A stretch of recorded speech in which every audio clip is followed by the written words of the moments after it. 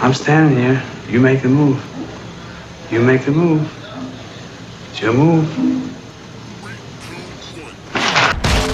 Oh look, camping in a corner with a 725.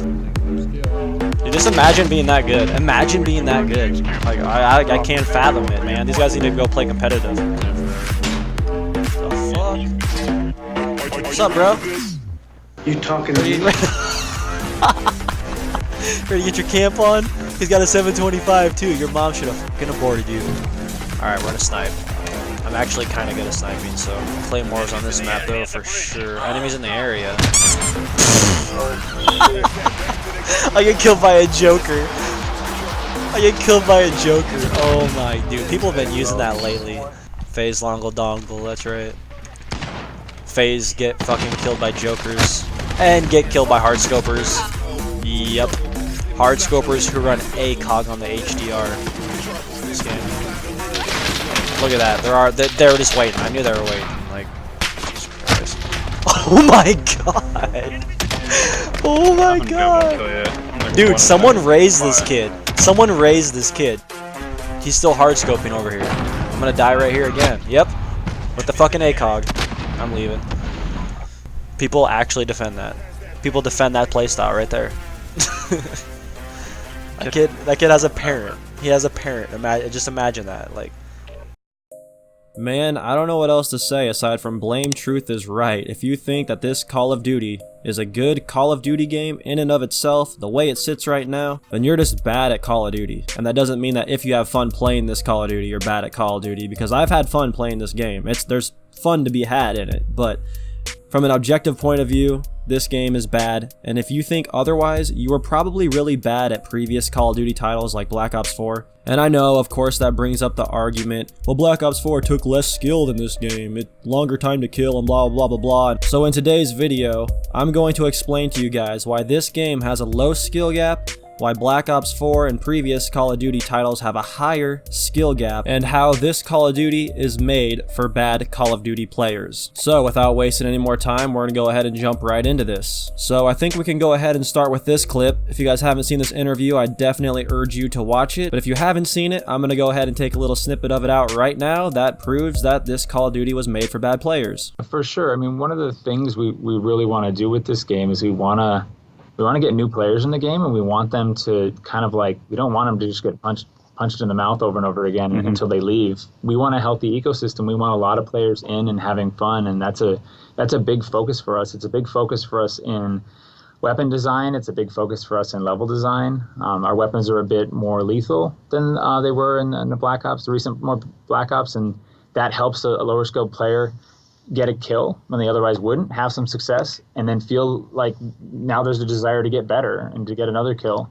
Our maps are a little bit more porous, and we want those players to have a safe place to take their time, to learn how to turn and move and then shoot, put those pieces together, and then they see someone and be like, oh, okay, now I can do this. So yeah, it's a big focus for us. But that approach that you're describing there isn't going to come at the expense of the hardcore players, right? That's not. Now, between that and this evidence I'm about to show you right here, there's no argument. There is no argument that there's no skill gap in this game. They wanted every player to be so average that there's no variations within the leaderboards. I think I have one person on I think I have one person on my entire leaderboard that has a 2 KD. One person. And I know Black Ops 4 doesn't have leaderboards, but if you guys don't believe me, go back to Black Ops 4, find the top 10 or 15 friends that you played with, and look up their KDs. There's going to be some over 2, I guarantee it. There's going to be some really low, like 1.25, and there's going to be maybe even some in the 3s. Now, KD's not everything, but if you go to score per minute, you see there's really no variation in that either. There's no really big hitters, there's no one really lagging behind. It's just all very even. But KD is a good measurement. People think KD is, well, the only people who think KD is a bad measurement of skill are people who have a bad one, or people who have a bad KD. But I'm going to be kind of looking at it from a KD point of view in this video. So if you're someone who denies that KD has any measurement on skill, at least within certain game modes like TDM and Kill Confirmed, where KD is pretty much the deciding factor in whether or not you win, then go ahead and click off this video because it's probably too advanced for you anyway.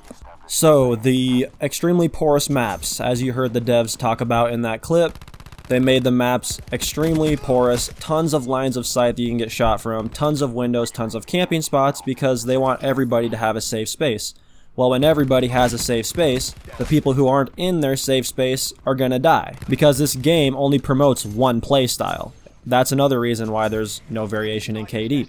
When this game only promotes one playstyle, which is camping, and everybody does that, the score per minute, the KDs are going to be the same all the way across the board, and that's really what we see. If you take all the flow out of the maps, then the games just become random chaos. A lot of getting shot in the back, getting shot from a million different directions at once, and exclude the minimap, and that problem compounds even further. Without a minimap, you have no idea where anybody is. If you have no idea where anybody is, you're going to be less likely to move. People who think that having no minimap increases skill gap, I just can't fathom where they're coming from. They're just bad at Call of Duty. That's all I have to say. The more information the game gives you, i.e. a massive minimap with red dots on it like Black Ops 4 does, the more it's going to increase the skill gap, because you have to choose who to push, when to push, where people are coming from, pay attention to spawn flips, and even if it does just cause people to chase red dots, well then at least it increases the pace of the game, therefore increasing the skill gap instead of having everybody just camp.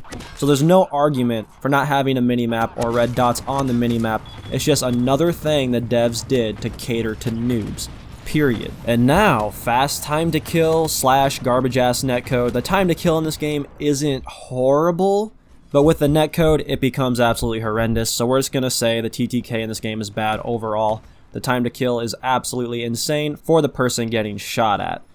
Now, if you're shooting at people, sometimes it can take 3, 4, 5 bullets, but to them, they don't see that. They just get insta-melted like they got hit by that 725 cheese and they're dead. But fast times to kill decreases skill gap. The longer time to kill, and I'm going to slow this down for you guys because I know this is hard for like hardcore players and people who enjoy fast time to kills to understand, but the longer time to kill means you have to land more shots on them, and it becomes math. You can mathematically prove that longer time to kill increases skill gap, because if you have to land more shots on the enemy, then guess what? It's an epiphany, but you have to land more shots on the enemy. You have to control your recoil longer, you have to hit the shots, you have to hope they don't zigzag and use their skill, their movement, to get away. When you have a super fast time to kill, it's whoever sees the other person first is the one who gets the kill, and there's less skill involved in that. Is there still some skill involved in that, with like positioning and trying to get behind the enemy and get the jump on them in other ways? Sure, but there's less skill involved, because you can still do that in a longer time to kill game, get the jump on the enemy, and it's still going to help you. But what it's going to do is it's going to give them a chance to fight back. When the other person has a chance to fight back, then it increases the skill gap. Now, like I said in my previous video, there is an issue with that where one-shot kill weapons become really unbalanced in a longer time to kill game, but it's not that big of a deal, because like I said before, Black Ops 4 has a lot of really cheesy one-shot kill weapons, but overall, the game has a larger skill gap due to the flow of the game and the longer time to kill. Even with the specialist cheese in there, there's plenty of one-shot specialist weapons, but yet there's still a variation in the leaderboards, so there's still some skill there. There's still more skill than Modern Warfare.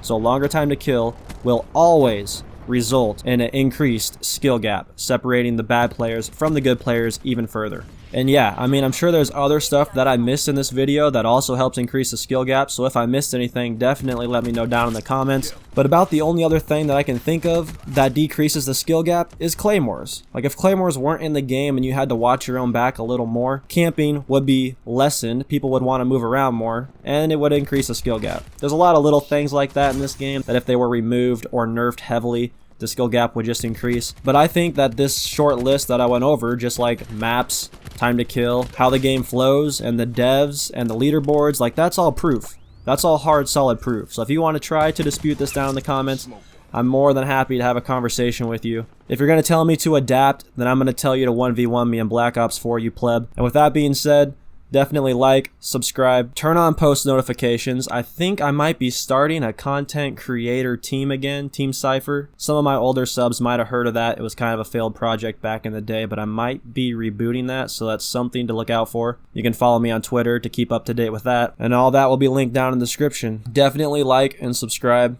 It would mean the world to me. I'm on the road to 1,000 subs, and we're so close, so let's get it. and I'll see you guys in the next video. Yeah, it's literally made for bad players. I was arguing with a guy on Twitter earlier who was trying to tell me that his KD is proof that you can rush in this game.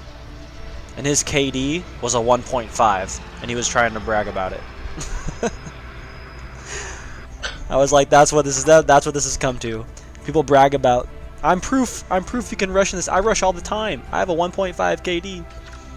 Okay. I'm like, bro, I fuck off in this game. Don't even try. Get my ass kicked half the time by campers, and I have a 1.3. Like, what do you mean? Since when has a 1.5 KD ever been good in COD? Ever.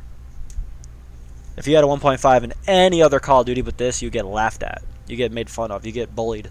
You get online harassed. You get laughed out of the fucking lobby. 1.3 to 1.5 is average.